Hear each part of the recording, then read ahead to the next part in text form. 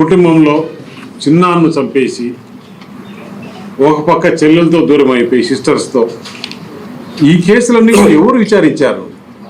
చంద్రబాబు నాయుడు లేకపోతే కూటమి ప్రభుత్వం కాదు, సిబిఐ విచారించేసి ఈరోజు వైఎస్ భాస్కర్ రెడ్డిని ముద్దాయి చేసి మిగతా మీ దగ్గర ఉండే కుటుంబ సభ్యులందరినీ ముద్దాయిలు చేసి వాళ్ళు జైల్లో ఉన్నారు ఇప్పటికీ.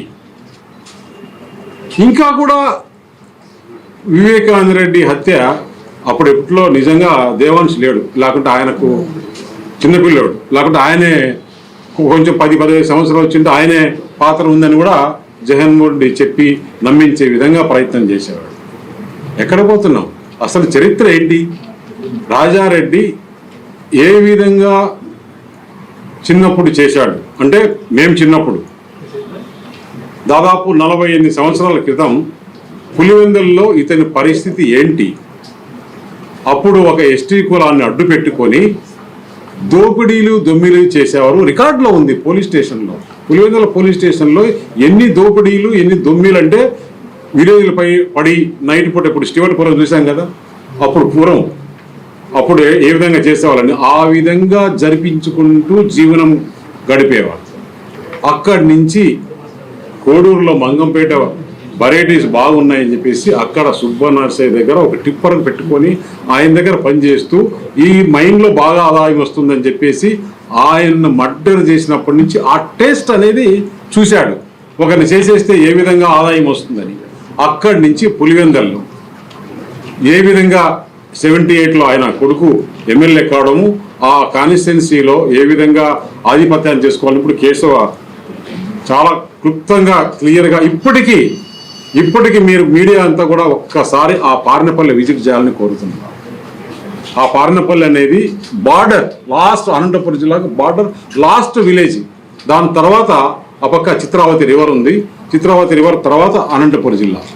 ఆ గ్రామంలో జరిగిన భయానక వాతావరణం ఇంకా కూడా మాకు అట్లే ఒక సినిమా చూపించినట్టు ఉంది. అందువల్ల పులివెందుల్లో ఈరోజు ఎన్ని హత్యా రాజకీయాలు ఏ విధంగా చేశారు? అసలు జగన్మోహన్ రెడ్డి ఎందుకు రాజారెడ్డిని హత్య చేయాల్సి వచ్చింది? అక్కడ అతను ఎంతో మందిని హత్య చేయించే రాజకీయ లబ్ధి కోసం వారి కసి తీర్చుకోవాలని చెప్పేసి ఆయన్ను అందరూ చూస్తూ ఉండగానే ఎక్కడో అడవిలో కాదు, ఎక్కడో కాదు, నడి రోడ్డులో ఆ రోజు ఆయన మీద బాంబులు వేసేసి ఎవరు చేసింది?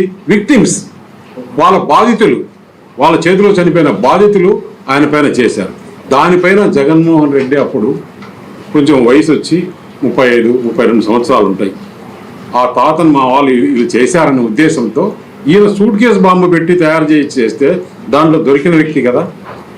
ఆ రోజు అక్కడ ఇప్పుడు కడపలో ఏఎస్పీగా ఉన్నాడు ఒక ఎస్ఐ ఉన్నాడు ప్రకాష్ అని, ఆ ఎస్ఐని జగన్మోహన్ రెడ్డి కొట్టని పోయి అది కేసు ఉంది. రాజారెడ్డి పైన రౌడీ షీటర్ కేసు, దొమ్మి కేసులు, ఇన్ని కేసులు హిస్టరీ. అప్పుడు తెలుగుదేశము ఇవన్నీ గవర్నమెంట్ కాదు, అప్పుడు చంద్రబాబు నాయుడు ముఖ్యమంత్రి కాదు. మీ గవర్నమెంట్లోనే రాజారెడ్డి పైన రౌడీ షీటర్. అలాంటి చరిత్రని మన వివేకానంద రెడ్డి వరకు చూశారు.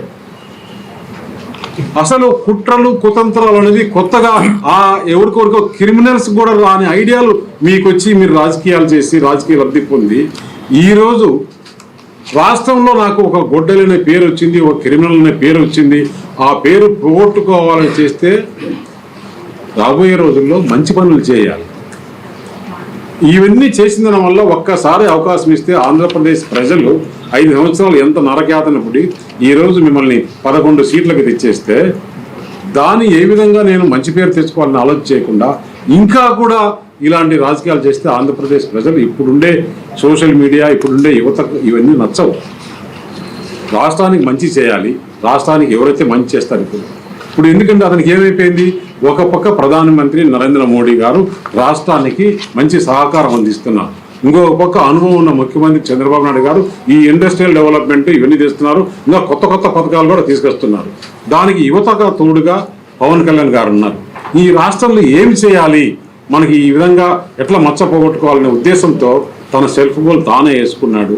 ఈ రాష్ట్ర ప్రజలు ఒక్కసారి గత 5 సంవత్సరాలు చూసిన జగన్మోహన్ రెడ్డిని ఎప్పటికీ ఇప్పటికి కాదు ఎప్పటికి కూడా ఈ కూటమి ప్రభుత్వం ఉన్నంత వరకు నువ్వు మళ్ళీ కూడా ఆలోచన చేసుకోవాల్సిన అవసరం కూడా లేదని తెలియజేస్తుంది. సార్, ఇప్పుడు ఋషికొండ ప్యాలెస్ గురించి కూడా మాట్లాడారు. యోగా డే కోసం 200 కోట్ల రూపాయలు పైన ఖర్చు పెట్టి వృధా చేశారు. ఈ 200 కోట్లు పెట్టి నేను కట్టినటువంటి ప్యాలెస్ ప్రపంచంలో ఎవరు వచ్చినా కూడా ఇక్కడ ఉండొచ్చు దాని ఉందని చెప్పి మాట్లాడుతున్నారు. ఇక్కడ టాపిక్ ఇవాళ నేరమయ రాజకీయాల గురించి. Criminalization of politics. Criminalization of politics ఈ రాష్ట్రంలో ఎప్పుడు మొదలైంది, ఎలా మొదలైంది, భవిష్యత్ తరాలకు తెలియాల్సినటువంటి అవసరం ఉంది అనేటువంటిది డెఫినెట్గా మీరు అడిగిన దాని మీద చాలా డీటెయిల్గా ఇంకో రోజు డిస్కషన్ చేసుకుందాం. ఇవాళ నేరమయ రాజకీయాల మీద నిన్న జగన్మోహన్ రెడ్డి గారు మాట్లాడిన దాని మీద వీఆర్ హియర్. ఈ రాష్ట్రంలో భవిష్యత్ తరాలకి నిజాలు తెలియాల్సినటువంటి అవసరం ఉంది. గొడ్డల పార్టీ అకృత్యాలను వెలుగులోకి తీసుకురావాల్సినటువంటి బాధ్యత అధికారంలో ఉన్నటువంటి మా మీద ఉంది. కాబట్టి చాలా కేటగారికల్గా దానికి సంబంధించి పూర్తి వివరాలని వేయాలి అనేటువంటి ఆలోచనలకు వచ్చాం. ఎందుకనంటే భవిష్యత్ తరాలకు నిజాలు తెలియకుండా పోతాయి. నిజమేనేమో స్వాతంత్ర సమరయోధులు అనుకునేటువంటి పరిస్థితులు రాకూడదు అనేటువంటి దానికి ప్రధాన లక్ష్యం. మీరు అడిగిన వాటి మీద తర్వాత ఇవాళ చాలా రమేష్ గారు చెప్పారు, రాజారెడ్డి గారి మర్డర్ వెనకాల ఎవరు చేశారు. అసలు అతనే క్లెయిమ్ చేశాడు కదా. పార్థసారథి రెడ్డి గారు ఎవరైతే ఉన్నారో ఆయన వచ్చి చెప్పుకున్నాడు కదా, నన్ను ఒక అడ్వకేట్ని కోర్టు నుంచి బయటకు వస్తూ ఉంటే ఎంత పాశవికంగా దాడి చేసి చచ్చిపోయాడు అనుకుని వదిలేసిపోతే భగవంతుడు నన్ను బతికిచ్చాడు, నా వర్గీయులు ఎవరో చేశారు. ఆ రోజున్న ఫ్యాక్షన్ రాజకీయంలో ఒకటి ఎప్పుడు కూడా హిస్టరీలో ఉంటుంది, those who live by sword die by sword అని. కత్తి పట్టుకున్నవాడు కత్తితోనే పోతాడు. రాజారెడ్డి మర్డర్ అనేది ఎక్కడో అన్న రూమ్ లోనో లేకపోతే ఇంకొకటి ఎక్కడో జరగల, అడవిలో జరగల, నడి రోడ్డులో ఒక మండల హెడ్ క్వార్టర్స్ లో నడి రోడ్డులో పట్ట పగలు అందరూ చూస్తుండగానే ఆయన చంపేసింది. ఎవరనేది ప్రజలందరూ చూస్తున్నారు. ఆ రోజు జైలుకి వెళ్ళి సెంటెన్స్ అయింది కదా, వాళ్ళకి శిక్ష పడింది కదా, 11 మందికి యావజ్జీవగా శిక్ష పడింది. ఆ రోజున తెలుగుదేశం పార్టీకి ఇంకొకరికి ఏం సంబంధం, ఆయన క్లెయిమ్ ఓపెన్గా చెప్పారు ఏం జరిగింది అనేటువంటి. రాజశేఖర రెడ్డి గారి కళ్ళ ముందు చూసాం. అది ఎంత తక్కువ మాట్లాడితే అంత మంచిది మనకు అందరికీ కూడా. ఎవ్వరు విడుదల కాలేదు, పెరోల్ కూడా రాకుండా చూశాడు అనేది ఆయన నిన్న చేసినటువంటి. పెరోల్ ఇదే వాళ్ళకున్న రైట్, అది కూడా రాకుండా చేశారు అనేటువంటిది ఆయన నిన్న చేసినటువంటి ఆరోపణని మనం చూసాం. బాబాయ్ హత్య కేసుని మనం చూసాం. మీరు బాధితుడు కాదు, మీరు నిందితుడు. ఇది నేను చెప్తున్నది కాదు, మీ చెల్లెళ్ళు ఇద్దరూ చెప్పారు. మీ చెల్లెళ్ళు ఇద్దరూ చెప్పిన విషయం. నువ్వు బాధితుడా నిందితుడా కొంచెంసేపు మాకు తెలీదు, కుటుంబ వ్యవహారం అనుకుంటే కూడా తండ్రిని కోల్పోయినటువంటి సునీత, బాసటగా నిలిచినటువంటి మరో చెల్లెలు ఇద్దరూ చెప్పారు మీ గురించి. మీరెట్లా ఇవాళ బాధితుడు అవుతారు? మీ వల్ల సమాజం, మీ కుటుంబం వల్ల సమాజం బాధపడింది ఈరోజు. ఇప్పుడు అందుకే ప్రమాదకరం మీరు అని చెప్తా ఉండేది. ఆ సూట్ కేసు బాంబులో కూడా ఆ రోజు రెడ్ హ్యాండెడ్గా మంగళకృష్ణ దొరికాడు. మంగళకృష్ణ ఎవరు అసలు?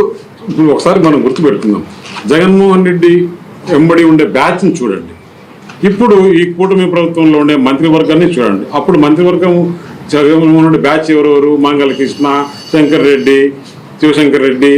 లేదంటే కన్నా మనం ఒక్కసారి గుర్తు తెచ్చుకోండి, ఎటువంటి వాళ్ళు అప్పుడు మంత్రివర్గంలో ఉన్నారు, ఆ మంత్రివర్గంలో ఉండే అసెంబ్లీలో ఏ విధంగా మాట్లాడుతున్నారు, ఇప్పుడు మంత్రివర్గం ఏ విధంగా పనిచేస్తుంది, ఇప్పుడు మంత్రివర్గంలో ఉండే వ్యక్తులు ఎవరెవరో చూడండి ఎట్లా పనిచేస్తున్నారు. ప్రజలు అన్ని కూడా బేరీ చేసుకుంటున్నారు. అంత సింపుల్గా లేదు. ఇప్పుడు ఏదో మామూలుగా టీవీలు పేపర్లే కాదు, సోషల్ మీడియా కూడా పవర్ఫుల్కి వచ్చినప్పుడు చిన్న విషయం. ఇప్పుడు ఇక్కడ నేను మాట్లాడుతుంటే ఇప్పుడు కొన్ని వందల మంది, కొన్ని వేల మంది, లక్షల మంది ఒక సెకండ్లో 2 సెకండ్లో చూసేసి వాళ్ళు బెరీ చేసుకుంటున్నారు. ఈయన మాట్లాడింది కరెక్టా కాదా, ఏ తప్పు ఏది అబద్ధము అనేది అందరికీ నాలెడ్జ్ వచ్చేసింది ఇప్పుడు. ఎందుకంటే నాలెడ్జ్ మన ఒకరి సొంతం కాదు, ఆ రోజులు పోయినాయి. అది జగన్మోహన్ రెడ్డి గుర్తుపెట్టుకోవాలి. సార్, నేరమైన రాజకీయాలు ఉన్నటువంటి పరిస్థితుల్లో బీజేపీ టీడీపీ అసలు నేరస్తులు ఫ్యాక్షనిస్టులు లేకోకుండా పార్టీని ఎలా రన్ చేస్తున్నారు? మీకు అంటే రాయలసీమ రాజకీయ సమాజంలో రిఫ్లెక్షనే మీలో అయినా మాలో అయినా. సమాజంలో నేరస్తులు ఉన్నారు, సమాజంలో మంచోళ్ళు ఉన్నారు. సేమ్ రిఫ్లెక్షన్ మీడియాలోనూ ఉంటుంది. మంచోళ్ళు ఉంటారు, వాళ్ళు ఉంటారు. పాలిటిక్స్లోనూ మంచోళ్ళు ఉంటారు, వాళ్ళు ఉంటారు. ప్రతి రంగంలోనూ రిఫ్లెక్షన్ ఆఫ్ ది సొసైటీనే ఉంటుంది. దానికి ఎగ్జాంపులే సింపుల్. నాగేశ్వరరావు అంటే కొంత క్రెడిబిలిటీ ఉంది, మనం అందరం ఒప్పుకోవాల్సింది. ఎందుకంటే కొద్దిగా నాలెడ్జబుల్గా మాట్లాడుతున్నాడు. గత కొన్ని రోజులుగా ఎందుకు ఆయన మనం నేను చెప్తే బాగుండదు కానీ మొన్న జరిగిన ఇష్యూ అమిత్ షా అంట, పవన్ కళ్యాణ్ అంట మాట్లాడుకున్నారంట. అప్పుడు నాగేశ్వరరావు లోపల నుంచి విన్నాడు. ఏమన్నా అర్థం ఉందా? నేను కూడా నాగేశ్వరరావు మాట్లాడదాం అనుకున్నా కానీ ఇప్పుడు మీరు చెప్తున్నారు ఎట్లా అట్లా అని. ఎప్పుడు ఎవరు ఎట్లా మారిపోతారు, ఎప్పుడు ఏ బ్యాచ్కి ఏమవుతుందో మనం చూస్తున్నాం. ఎందుకంటే నేను నాగేశ్వరరావు దగ్గర ఎక్స్పెక్ట్ చేసింది కాదు, ఆయన ఒక్కసారి కాదు బేషరతుగా ఈ వాపస్ తీసుకుంటున్నానని 10 సార్లు చెప్పినా కూడా చాలదని చెప్పి తెలియదు. అంతకన్నా ఎక్కువ మాట్లాడడం కూడా బాగుంది. ఫ్యాక్షన్ నేను ఒక్క నిమిషం మీకు అది కాదు, మీకు అదే చెప్తున్నా. So it is a reflection in every sector. ఒక్కసారి గమనించండి, చంద్రబాబు నాయుడు గారు వచ్చిన తర్వాత రాయలసీమలో ఫ్యాక్షనిజం ఎట్లా తగ్గుముఖం పట్టింది, ఎట్లా ఈ పార్టీను ఆ పార్టీ నా బిగినింగే దాంతో మొదలు పెట్టాను. ఏ పార్టీ అని చూడకుండా ఫ్యాక్షనిజాన్ని కంట్రోల్ చేసిన కుటుంబం చంద్రబాబు నాయుడు గారి ఫ్యామిలీ. ఆ రాజకీయాలకు నేరమయం చేసినటువంటి ఫ్యామిలీ అనేది మా మొదలు పెట్టిందే దాంతో మొదలుపెట్టి. నేను పేర్లు చెప్పదలుచుకోవాలా.